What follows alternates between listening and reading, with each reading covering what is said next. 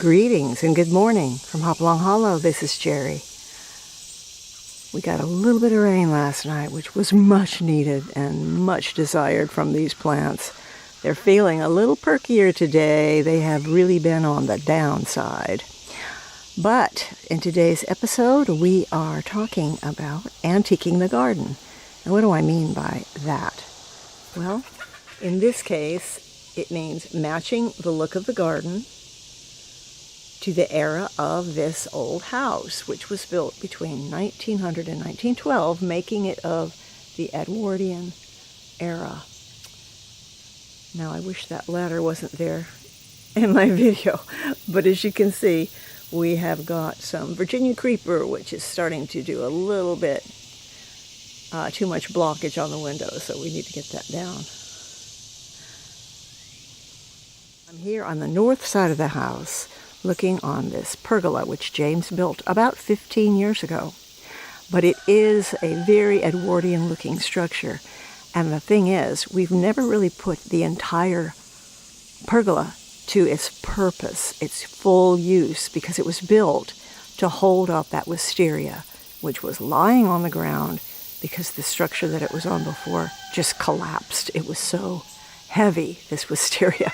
So that was his purpose in building it as a living area, because although the first 10, 20-foot sections are perfectly fine, the third section right there has a dry creek running right down the middle of it. So the problem has been this dry creek.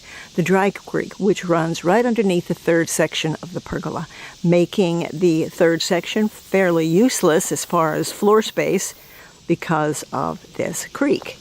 Now it's dry right now, but it's often running with a lot of water down to the other creek bank. So in order to make use of the entire floor space on this pergola, we had to do a little bit of work here on this last 10-foot section. And it was pretty simple, really. I simply added a little bridge going across that 10-foot space. Might not even be 10 foot. Yeah, I think it is 10 foot, 8 foot, something like that. Going through here, making a nice sturdy floor at last, giving us 10 more feet of space in order to put some furniture. So back to the subject at hand. I want to feel like I'm sitting under this pergola as though it was a century ago, and I'm looking out on the same garden and the same plants as were here in 1900. And that's where it comes in to antiquing this garden space. We're going to start with the floor. The elements that were used in creating this antiqued space, first of all, the flooring is brick. Now, I've had this brick laying here for a very long time, probably about as long as the pergola's been up, but it stopped right here at the 20-foot mark. And it wasn't until recently, when I added that little bridge section right there, that I continued with the brick on this side and on the far side of the little bridge, giving us 10 more feet of floor space. This is laid in a herringbone pattern. And I recommend old brick, because old brick is so much more interesting than new brick. You've got the little dents and cracks and the discoloration, and some of these bricks are kind of disfigured and weird shapes. A lot of them are just handmade brick. And that gives it a wonderful kind of a funky little look. Also, it's not laid perfectly. It's a lumpy, bumpy courtyard. That's the way I lay brick, lumpy, bumpy. And it works out perfectly when you fill it in with a little bit of sand, pea gravel, or regular gravel. Now, wicker is always a great choice when antiquing your garden. And we have a lot of wicker around here. Most of it's the traditional wicker with the 4 little legs and ornate back. But I got this wicker because it's a little bit different than my usual, and because I got it off Facebook Marketplace for only $80, these two pieces without the cushions. But it fits perfectly in that small space and enables me to put items all around it. So wicker, when antiquing your garden, is a wonderful choice for furniture. Another wonderful choice for furniture is always the wrought iron tables and chairs. This piece here is from 1920, and it's a pretty simple design.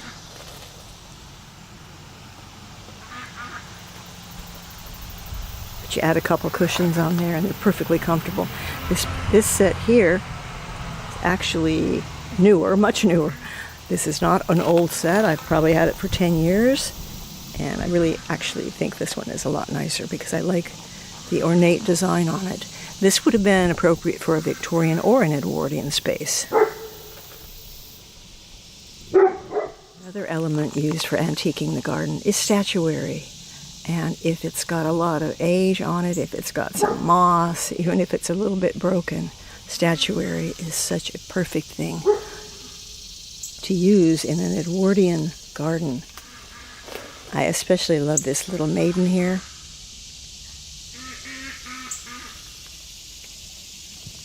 She's been moved from everywhere, and now she's finally found her final resting place. I shouldn't say that because I am well known for moving things around all the time. So containers of concrete and statuary filled with plants.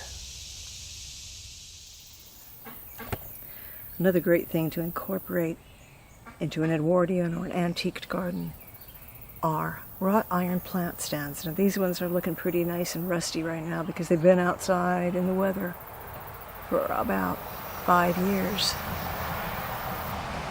And though they are not antiques, they are antique reproductions, and they look pretty good with the terracotta pots. Pots are the next thing we want to talk about, because pots are absolutely an essential in antiquing this Edwardian garden space.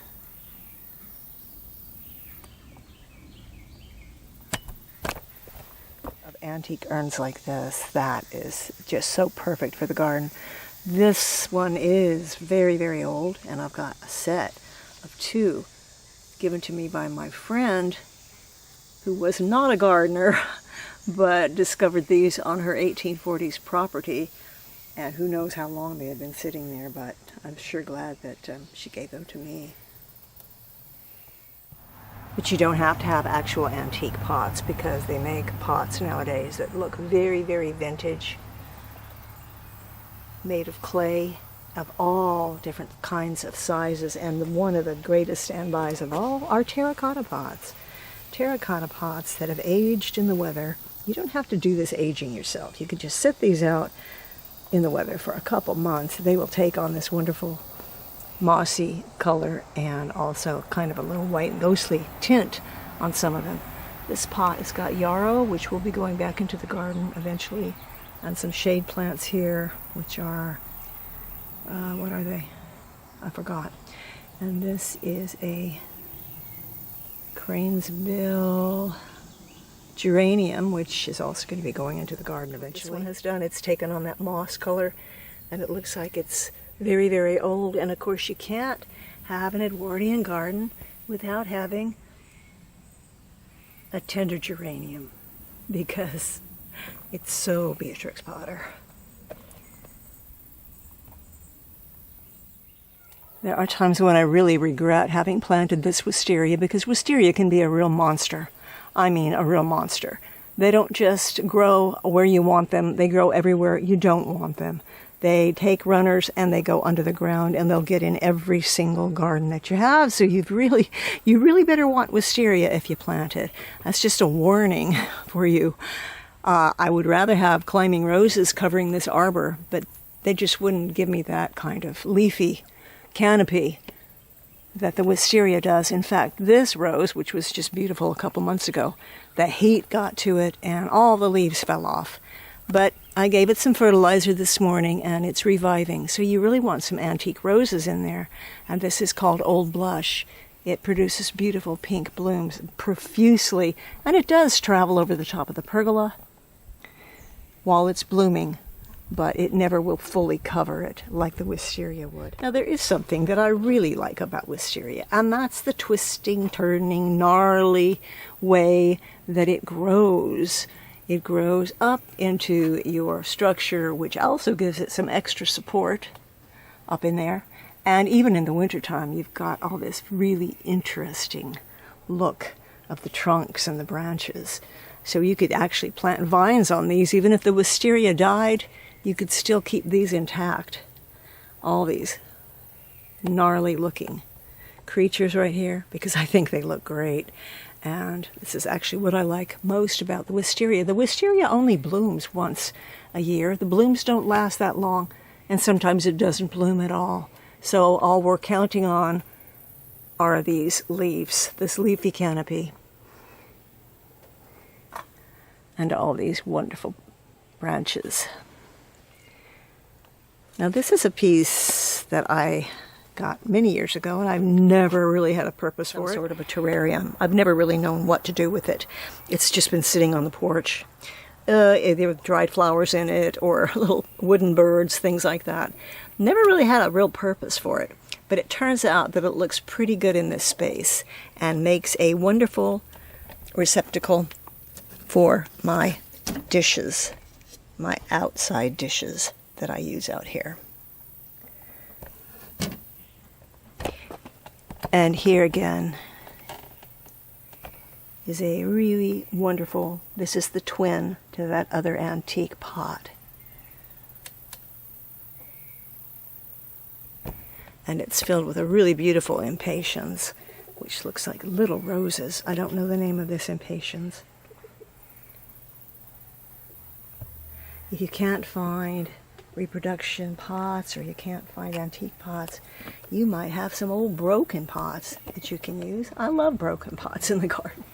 This one's just disintegrating, but it's a great place to plant some lemon thyme. And these great big pots here are contained more lemon thyme. There's a sweet mint in there, and a variegated oregano. There's also some sage in here, which isn't doing very well. And here is another wrought iron plant stand. And behind that, a wrought iron little trellis. And here as well. I'm growing a clematis up this one. This one has a climbing tomato. Antique garden bench, doll size. It fits two little pots in it really perfectly. Goes pretty well out here too.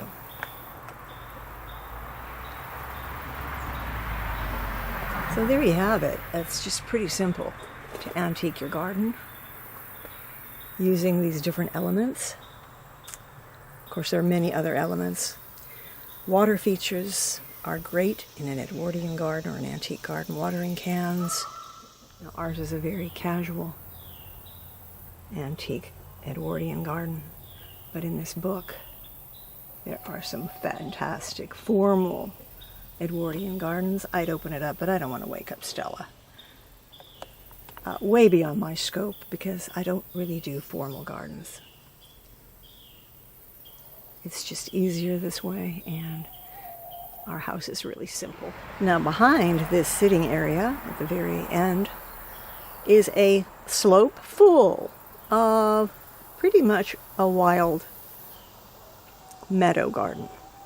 Right now it's just full of black-eyed Susan because it's taken over, as it usually does. It used to have a lot of coneflowers in here, but I don't know what happened to them. But I want to change that. We need a lot of other tall things in here. So we do have a pot, one pot, and I'm putting dianthus, Sweet William, a wonderful antique flower, right along this edge. And in front of that, because I'm no good with lavender, as you know, I am going to be putting all sorts of different kinds of cat mint. nepeta in this little area corner right here. And I think we're also going to get some tall phloxes from another part of the garden and propagate them and get them going in this space as well. Because as you can see, there's a lot of barren places, and this thing should just be chock full. Not just full of this yellow flower, which is delightful, but it does get a little overbearing sometimes. There are roses behind that, which are totally leafless at the moment. And of course, antique flowers are always great when you're antiquing your garden. That would be foxgloves and hollyhocks, and larkspur. And I did an entire series on antique flowers. You can find that in my video. They're probably about 4 years ago. Now right here on the other side of the pergola is the small herb garden. This herb garden is about 400 square feet. Started out as a colonial herb garden. I surrounded it with a wattle fence at the first, when I first made this garden. Then I put the cast iron fencing around it, and I turned it into a Victorian/Edwardian herb garden. And that is what it is now. Once again, I repeated the old brick used as pathways and a platform for this old 1930s sink, which is at the moment housing trailing verbena and petunias. But there's an awful lot in this really small space of an herb garden, including pots, of course, and woven baskets. Along here, I just put in some lettuce seed. I have to do that about every 3 weeks. I've already pulled up everything that was here, and I'm starting over. So this is full of herbs, strawberries, and some flowers. Okay, so let's take a look at the herb garden and see what's growing in here. It's really full. Not very tidy. We've got comfrey, feverfew. This had lettuce in it, but it's been eaten. Strawberries on the ground. Here we have the old bricks once again as a walkway. Basil, lemon thyme, oregano, calendula, and rosemary. And a very sad looking lavender. But you know my story on lavender. Over here we've got some garden sage. Every time I smell garden sage, I just think of soup. It just reminds me of soup. Gee, I wonder why. Okay, and over here we have some nepeta, catmint, and lamb's ear and celery. I've got some celery in there. I've got an empty pot.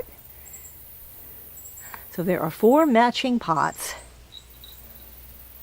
in this herb garden, sitting in 4 woven baskets.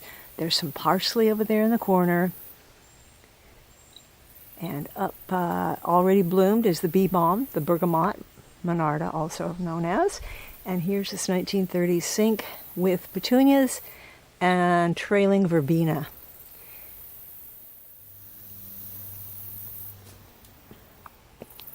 I wish I had more in bloom to show you, but I simply don't. That's why it's important to have so many different kinds of foliage, different shaped leaves, different shades of green, because you're not always going to have blooms, but you can always have the variations in the green. And you can see how beautiful they can all be. It doesn't always have to be full of color.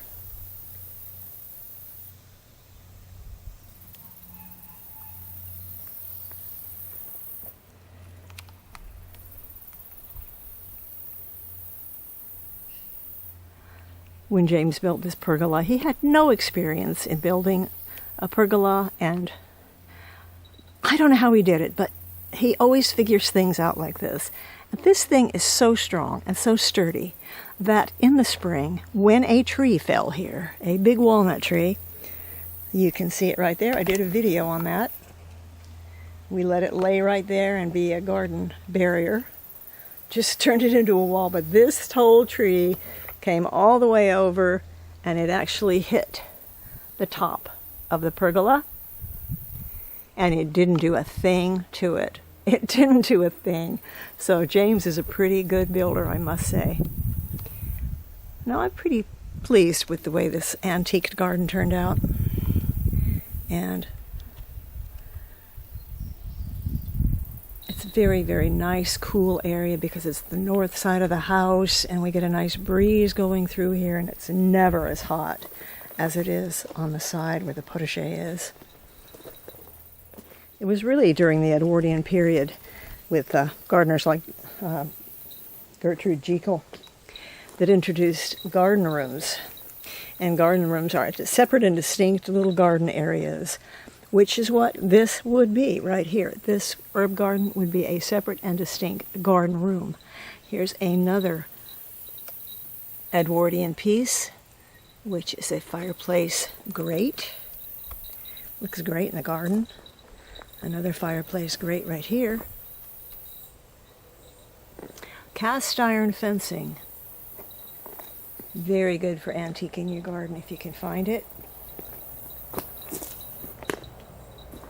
Had to do a lot of work on my cast iron fencing. And of course you have to have cats in your vintage garden. But you have to have cats in your modern gardens too. Cleaning themselves, of course.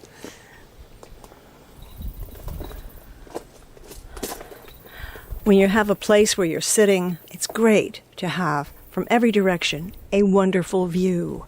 Now, the only bad view I think I have from here is right over there in that spot where you can see where I haven't even weeded anything, and that's just a weedy area. But other than that, things are looking fairly good all around here. Except for, of course, the propane tank. Most of the flowers have bloomed, and we're looking at hardly any beautiful blooms at the moment. Give them a couple weeks, new things will be coming up. I have 26 dahlia roots that are ready to go into the ground. A lot of little things here that I have been nurturing for quite some time on the table. Verbena, obedience plant, and right here we have some little whisper blue cat mints.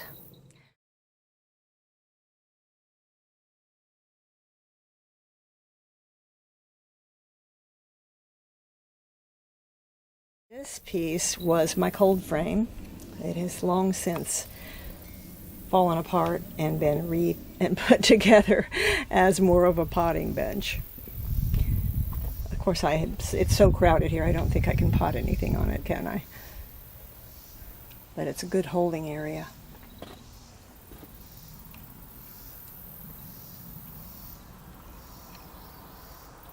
Doggy door.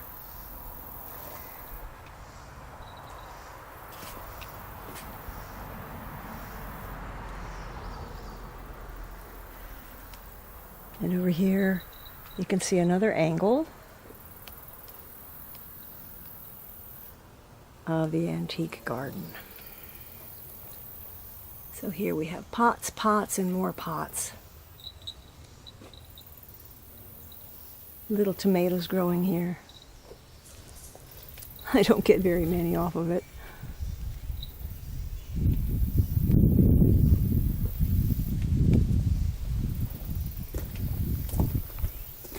This naughty kitty's been missing for 2 days. Where have you been, Titus? Where have you been? Titus was a feral kitty when I got him, and I don't think he's ever outgrown the need to go out and about into the woods and disappear for a couple days. And he's fixed, so he has no excuses. So these were just a few ideas for you if you're looking to antique your garden. These are just a few elements that you could use in the garden, and it's usually really pretty easy to find these things. Now what I want to do is I want to concentrate on that one corner over there by the little concrete maiden, and I want to start putting a lot of cat mints in that area because I just love cat mints. They're such a good replacement for my very unsuccessful lavender. So I want to show you, oops, sorry, I didn't mean for the cat food to be on the table. We're trying to look very professional here. And that's not happening, is it? But Anyway, so what I want to do right now is introduce you to a couple different kinds of catmint nepeta. If you have trouble with lavender, like I do, this is a great replacement for lavender because it is a drought-tolerant, easy perennial to put in the garden, and I love them. And they have that same look as lavender. They just don't have the delicious scent, but they really are a great plant. On the table, I have a couple of antique books written during the time period which we're dwelling on today. This is called Confidences of an Amateur Gardener by D.W. Smith. Actually written in 1897, published in 1897, and these were garden excerpts that were posted in a publication called the Pall Mall Gazette, and these are all gardening articles written by, I believe this was a woman. It sounds like a woman's writing. My second book here is Elizabeth and Her German Garden, published in 1900. And this one has some wonderful scribblings in it. I really love the writings in these books. In fact, so much so that I want to read to you. Since I've just shown you a lot of pots, I want to show you that some things never change, even in a century and over a century. Things in pots. She says, "There is to my mind something particularly attractive about a new earthenware flower pot. 6 months ago, I felt a positive thrill of joy as I contemplated several hundred of them sitting in rows on the floor of the potting shed, just arrived from the factory. There were pots of every size, from great big dignified-looking things made to hold a tree or a big palm, to tiny little pots, just big enough to hold a very small seedling. And I find it very difficult when passing a flower market, where one sees rows of them, each showing off its little plant, to resist buying them and carrying them home in my arms." So you see, things don't change much over the years, do they? Now it seems like when I'm looking for catmint seed, I cannot find the kind that I want. I can never find it. So I've had to go online and purchase some plugs to get, for example, this is called Whisper Blue. They don't look like they're in very good shape, but I think they'll be fine. I'm getting them in pots right now. Give them a chance to grow. This is Whisper Blue. These were seeds I was able to find at Baker Creek, and you can see that although the plants look very much the same, the flowers are often quite different in the shades of purples, blues, and pinks.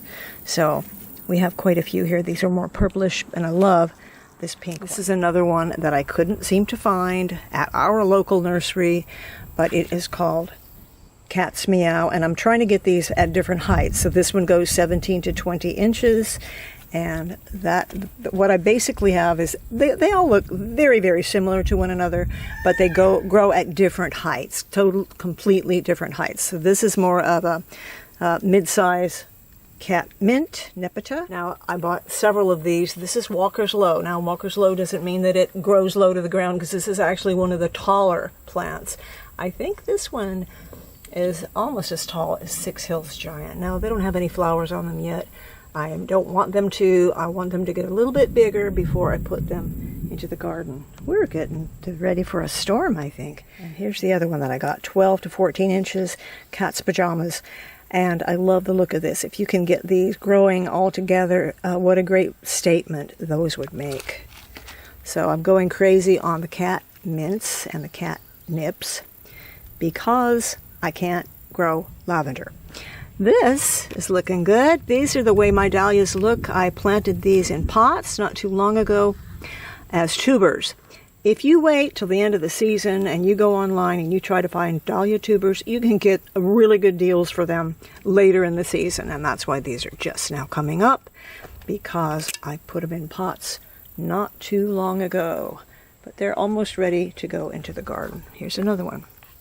So I have 36 dahlia plants to put into the ground. So I think I'm going to be able to fill up those gardens pretty well.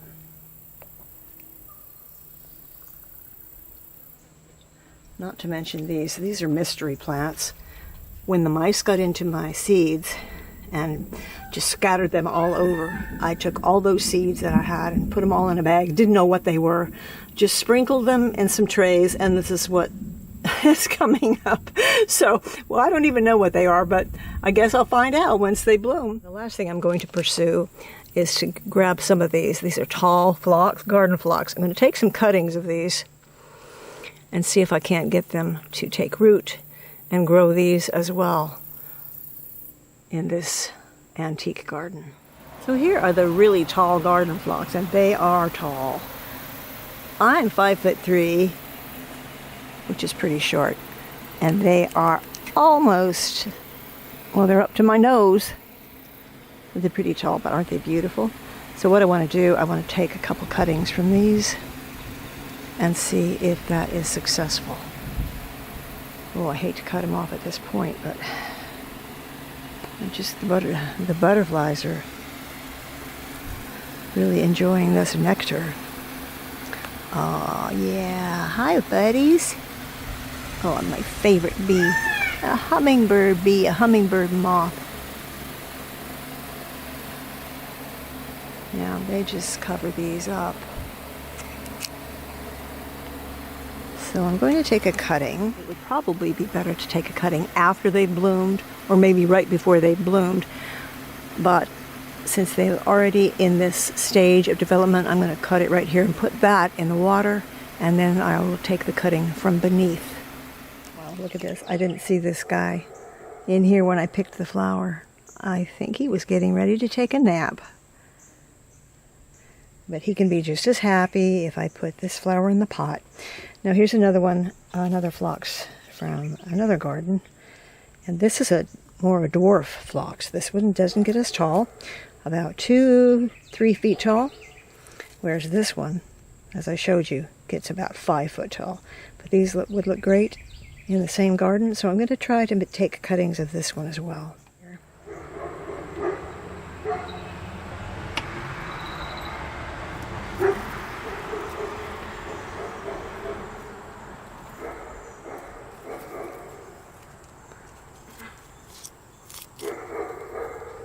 And I'm going to pop them up, and I'm going to put them right up against the edge here. And then I'm going to give them a big, good soak. I'm going to keep them out of the sun for a while. I'm going to cut off the leaves.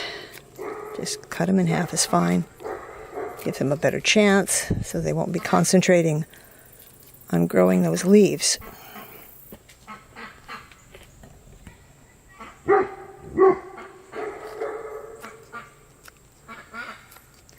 And I should probably cut off the top here.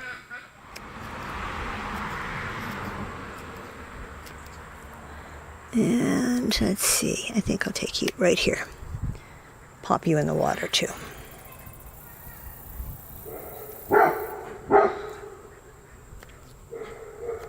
All right, gonna give it a good soak. I'm gonna do the same thing with these other cuttings. And I'll let you know in a few weeks what happens. I hope they take, because I'd rather have free plants, wouldn't you? These would be great to put in a flower press right now, or maybe in these old books. Anyway, we will keep in touch, and I will let you know how those do in the root cuttings, and how all these seeds do at this time of the year. And we'll come back to this garden, of course, as we always do. In the meantime, take a look at the duckling family. How grown up they are. 4 girls, 4 boys. Perfect. Look at the markings on them. They are so beautiful. And every one of them can fly.